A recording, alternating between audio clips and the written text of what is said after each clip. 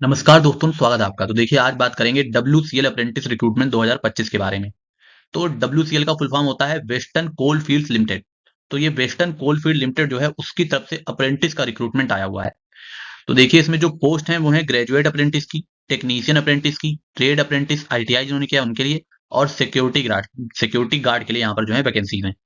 Total vacancy यहाँ पर 1213 1213 है। यहाँ पर आपको स्टाइपेंड जो मिलेगा वो 8,200 रुपए से 12,300 रुपए पर मंथ रहेगा, जो कि पोस्ट के हिसाब से वेरी करेगा। इसमें जॉब लोकेशन आपकी जो रहेगी वो रहेगी महाराष्ट्र और मध्य प्रदेश में। जहां जहां कोल फील्ड, ये जो वेस्टर्न कोल फील्ड लिमिटेड के महाराष्ट्र और मध्य प्रदेश में जहां जहां पे इस्टेब्लिशमेंट्स हैं, वहां पर आपकी जो है जॉब लोकेशन रहेगी। अप्लीकेशन जो है इसके वो 17 नवंबर से स्टार्ट होंगे, तो 17 नवंबर से आप इसके लिए अप्लाई कर सकते हैं। और 30 नवंबर जो है लास्ट डेट रहेगी इसके लिए अप्लाई करने की। तो देखिए जब आप पोर्टल में जाकर के NAPS पोर्टल के थ्रू ही इसमें रजिस्ट्रेशन होना है, तो आप अगर अभी वहां जाके सर्च करेंगे तो अभी नहीं मिलेगी, क्योंकि आज जो है अभी 12 ही तारीख हुई है। जबकि इसमें 17 नवंबर से आप सर्च करिएगा तो 17 नवंबर को आपको NAPS पोर्टल में ये जो वेस्टर्न कोलफील्ड लिमिटेड है इसके लिए अप्लाई करने का ऑप्शन दिखाई देगा। अब देखिए अगर हम बात करें वैकेंसीज की, तो ग्रेजुएट अप्रेंटिस में माइनिंग इंजीनियरिंग के लिए वैकेंसीज हैं, टोटल 101 हैं। इसी तरह से टेक्नीशियन अप्रेंटिस जो है इसमें माइनिंग और माइन सर्वेइंग के लिए वैकेंसीज हैं, जो कि हैं 215। इसी तरह से ट्रेड अप्रेंटिस जिन्होंने ITI कर रखा है, वो अलग अलग ट्रेड्स में कुल मिला के 839 वैकेंसीज हैं, सबसे ज्यादा ITI वालों के लिए ही है। और सिक्योरिटी गार्ड जो फ्रेशर के लिए अप्रेंटिस है, ये 58 वैकेंसीज हैं। तो इस तरह से आप टोटल देखेंगे तो 1213 वैकेंसीज हो जाएंगी। अब अगर बात करें इसके एलिजिबिलिटी क्राइटेरिया की, तो देखिए इसमें जो एजुकेशनल क्वालिफिकेशन मांगी गई है, इसमें ग्रेजुएट अप्रेंटिस के लिए आपके पास डिग्री होनी चाहिए माइनिंग इंजीनियरिंग में, तो आप इसके लिए अप्लाई कर सकते हैं। इसी तरह से टेक्नीशियन अप्रेंटिस के लिए अगर आप अप्लाई करना चाह रहे हैं, तो इसमें आपने डिप्लोमा किया हो माइनिंग में या फिर डिप्लोमा किया हो माइनिंग एंड माइन सर्वेइंग में।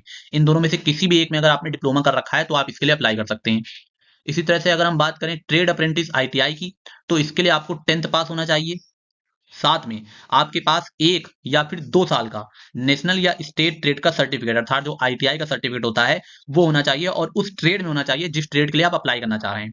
जैसे कि अगर कोपा में हो, फिटर में हो, इलेक्ट्रीशियन में हो, या फिर वेल्डर में हो, वायरमैन में हो, सर्वेयर में हो, मैकेनिक डीजल में हो, ड्रॉट्समैन सिविल में हो, मशीनिस्ट में हो, टर्नर में हो, पंप ऑपरेटर में हो, या फिर स्टीनो हिंदी में हो, तो आप इसके लिए अप्लाई कर पाएंगे।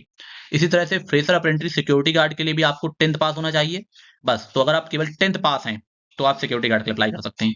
एज लिमिट की बात करें तो उसके लिए देखिए 1 अगस्त 2025 से आपकी एज लिमिट कैलकुलेट की जाएगी, अर्थात कट ऑफ डेट जो है वो 1 अगस्त 2025 रखी गई है। मिनिमम एज जो है वो 18 साल, मैक्सिमम एज जो है वो 26 साल रखी गई है। इसका मतलब है कि आपका जन्म जो है वो 2 अगस्त 1999 से 2 अगस्त 2007 के बीच में हुआ होना चाहिए, जिसमें ये दोनों डेट भी आ जाएंगी। इसका मतलब है अगर 2 अगस्त 1999 या 2 अगस्त 2007 को भी आपका जन्म हुआ है तो आप इसके लिए अप्लाई कर सकते हैं।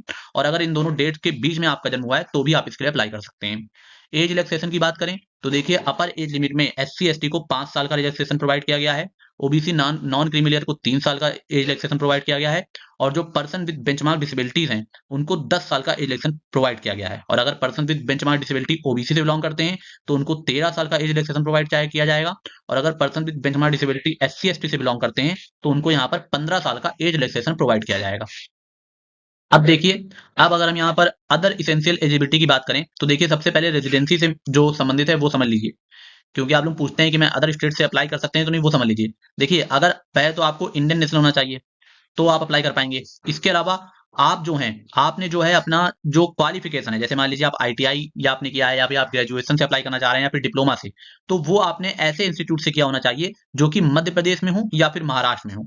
अगर आपने मध्य प्रदेश या महाराष्ट्र के इंस्टीट्यूट से जो अपनी क्वालिफिकेशन है जो इसके लिए जरूरी है वो करी हुई है, तो आप अप्लाई कर सकते हैं। और अगर आपने मध्य प्रदेश और महाराष्ट्र से अपनी मध्य प्रदेश या महाराष्ट्र के किसी इंस्टीट्यूट से आपने अपनी क्वालिफिकेशन नहीं करी हुई है, तो फिर आपको वहां का परमानेंट रेजिडेंट अगर आप हैं तो भी आप अप्लाई कर सकते हैं, जिसके लिए आपके पास वैलिड डोमिसाइल सर्टिफिकेट होना चाहिए मध्य प्रदेश का या फिर महाराष्ट्र का। तो सीधा सा मतलब है, या तो आप मध्य प्रदेश या महाराष्ट्र के रहने वाले हो तो आप इसके लिए अप्लाई कर सकते हैं, या फिर आपने मध्य प्रदेश या महाराष्ट्र के किसी इंस्टीट्यूट से जो एजुकेशनल क्वालिफिकेशन इसमें मांगी गई हैं वो प्राप्त करी हूं तो आप इसके लिए अप्लाई कर सकते हैं। अन्यथा आप इसके लिए अप्लाई नहीं कर सकते।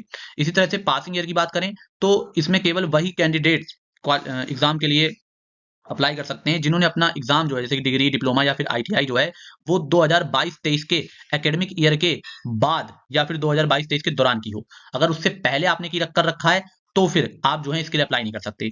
इसी तरह से देखिए जो ऐसे कैंडिडेट जिन्होंने पहले से ही कोई अप्रेंटिसशिप ट्रेनिंग कर रखी है या फिर वो कर रहे हैं जो कि 1 साल या उससे ज़्यादा की है, या फिर उनको 1 साल से ज़्यादा का जॉब एक्सपीरियंस हो गया है, तो वो भी एलिजिबल नहीं है इसके लिए अप्लाई करने के लिए। फिर बात करें अगर हम एजुकेशन हायर क्वालिफिकेशंस की, तो ऐसे कैंडिडेट जिनके पास हायर क्वालिफिकेशन, अगर आपने पोस्ट ग्रेजुएशन कर रखा है, जैसे कि इसमें ग्रेजुएशन तक की क्वालिफिकेशन मांगी गई है। अगर आपने ग्रेजुएशन से हायर क्वालिफिकेशन कर रखी है, पोस्ट ग्रेजुएशन या उससे भी ऊपर, तो आप इसके लिए एलिजिबल नहीं माने जाएंगे। तो ये हो गया आपका अदर इसेंशियल एलिजिबिलिटी के बारे में। अब अगर बात करें स्टाइपेंड की, तो देखिए पहले तो ये जो ट्रेनिंग है ये 12 मंथ की होगी, तो ये आप समझ लीजिए। तो इन 12 मंथ यानी 1 साल के लिए आपको स्टाइपेंड मिलेगा, जिसमें अगर आप ग्रेजुएट अप्रेंटिस के लिए अप्लाई कर रहे हैं तो 12,300 रुपए per month, diploma apprentice technician के लिए अप्लाई कर रहे हैं तो 10,900 रुपए पर मंथ, और अगर आप ट्रेड अप्रेंटिस जिसमें आपने 2 साल की आईटीआई कर रखी है तब अप्लाई कर रहे हैं तो आपको 11,040 रुपए पर मंथ, जिसमें फिटर आएगा, electrician, wireman, surveyor, draughtsman, machinist और टर्नर के लिए अगर अप्लाई कर रहे हैं तो 11,040 रुपए मिलेगा। और इस तरह से अगर आप ट्रेड अप्रेंटिस 1 साल की आईटीआई जो होती है उसके लिए अप्लाई कर रहे हैं तो 10,560 रुपए पर मंथ मिलेगा, जिसमें COPA, welder, mechanic diesel, pump operator और स्टीनो आएंगे। और अगर आप सिक्योरिटी गार्ड के लिए अप्लाई कर रहे हैं तो आपको 8,200 रुपए पर मंथ यहाँ पर स्टाइपेंड मिलेगा 1 साल तक, क्योंकि ये 1 साल की ही ट्रेनिंग है यहाँ पर।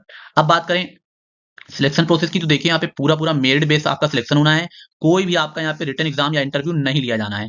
तो अब देखिए जो मेरिट बनेगी वो आपके क्वालिफाइंग एग्जामिनेशन के नंबर के आधार पर बनेगी। जैसे कि ग्रेजुएट और डिप्लोमा के लिए जो आपने मार्क्स ऑब्टेन किए होंगे अपने फाइनल डिग्री या फिर डिप्लोमा एग्जामिनेशन में, उसके परसेंटेज के आधार पर आपका सिलेक्शन किया जाएगा। इसी तरह से अगर हम आईटीआई ट्रेड अप्रेंटिस की बात करें, तो देखिए इसमें जो आपके एवरेज पासिंग परसेंटेज होंगे 10th में, और जो पासिंग परसेंटेज होंगे आपके रिस्पेक्टिव आईटीआई ट्रेड में, उन दोनों का जो कंबाइंड स्कोर होगा 50-50% वेटेज के साथ आपकी जो है यहाँ पर जो मेरिट लिस्ट है वो इस तरह से तैयार की जाएगी। इसी तरह से सिक्योरिटी गार्ड के लिए जो आपने 10th क्लास के एग्जामिनेशन में मार्क्स लाए होंगे उसके आधार पर आपकी जो है मेरिट लिस्ट तैयार की जाएगी। और देखिए after the provisional merit list is out, जब प्रोविजनल मेरिट लिस्ट आउट कर दी जाएगी तो जो कैंडिडेट्स हैं वो 1.5 times the number of vacancies will be called for the next stage. तो जब ये मेरिट लिस्ट आएगी तो उसमें प्रोविजनल मेरिट लिस्ट होगी, इसमें इस मेरिट लिस्ट में 1.5 मतलब जितनी वैकेंसीज हैं तो 1213 वैकेंसीज हैं, तो उनका 1.5 मल्टीप्लाई कर लीजिए, उतने लोग जो हैं अगले स्टेप के लिए बुलाए जाएंगे। अगले स्टेप में क्या होगा, अगले स्टेप में जो है वो डॉक्यूमेंट वेरिफिकेशन और मेडिकल टेस्ट किया जाएगा। तो इसमें डॉक्यूमेंट की स्क्रूटनी की जाएगी, इसमें आपकी marksheet, ID proof, caste certificate, domicile certificate, ये सारी चीजें जो है आपकी ओरिजिनल वेरीफाई करी जाएंगी। और फिर उसके बाद मेडिकल फिटनेस भी देखी जाएगी, जिसमें आपको मेडिकल फिटनेस टेस्ट लिया जाएगा, जो कि फॉर्म ए के तहत होएगा, माइंस रूल्स 1955 के तहत, जो कि वेस्टर्न कोलफील्ड लिमिटेड के मेडिकल ऑफिसर के द्वारा लिया जाएगा। तो जब आप ये दोनों टेस्ट में भी मेडिकल फिटनेस और डॉक्यूमेंट वेरिफिकेशन को भी क्वालिफाई कर लेते हैं, तब आपका जो है वो फाइनल सिलेक्शन होगा। अब बात करें कैसे आपको अप्लाई करना है, देखिए ये सारे आपके पास डॉक्यूमेंट्स होने चाहिए, तो वो मैंने यहाँ लिख दिए हैं, इनको आप ध्यान से पढ़ लीजिए। इसके अलावा देखिए आपको अप्लाई कैसे करना है, तो देखिए यहाँ पे मैंने एक एक स्टेप लिख दिया है कि स्टेप 1 में आपको क्या करना है, फिर स्टेप 2 में आपको क्या करना है, फिर स्टेप 3 में आपको क्या करना है, उसके बाद देखिए स्टेप 4 में क्या करना है, स्टेप 5 में क्या करना है, फिर स्टेप 6 में क्या करना है। ये सारी चीज़ अगर आप करेंगे तो आप अप्लाई कर पाएँगे। लेकिन 17 नवंबर को ही आप अप्लाई करिएगा, उससे पहले आपको ये दिखाई नहीं, क्योंकि इसके फॉर्म जो है वो 17 नवंबर से शुरू हो रहे हैं। तो देखिए 10 नवंबर को इसका नोटिफिकेशन आया है। 17 नवंबर से इसके लिए आप अप्लाई कर सकते हैं एनएपीएस पोर्टल के थ्रू। और ऑनलाइन एप्लीकेशन की लास्ट डेट जो रहेगी वो 30 नवंबर रहेगी। और कट ऑफ डेट की बात करें तो वो 1 अगस्त 2025 रखी गई है, मैंने आपको पहले बता चुका हूँ। और जो मेरिट लिस्ट है वो 22 दिसंबर 2025 को इसकी मेरिट लिस्ट जो है वो प्रोविजनल वाली वो आ जाएगी। फीस की बात करें तो यहाँ पर कोई फीस नहीं रखी गई है, 0 रुपए फीस है, तो आप आराम से जाकर के अप्लाई कर सकते हैं। तो बस अब इसमें इतना ही था बताने के लिए। अब अगर आपको हमारी मेहनत और वीडियो पसंद आता हो तो आपसे रिक्वेस्ट है कि वीडियो को लाइक करें, इस जानकारी को अपने दोस्तों के साथ भी साझा करिए, और देखिए आप सब्सक्राइब जरूर कर लिया करिए चैनल को। बहुत बहुत धन्यवाद आपका।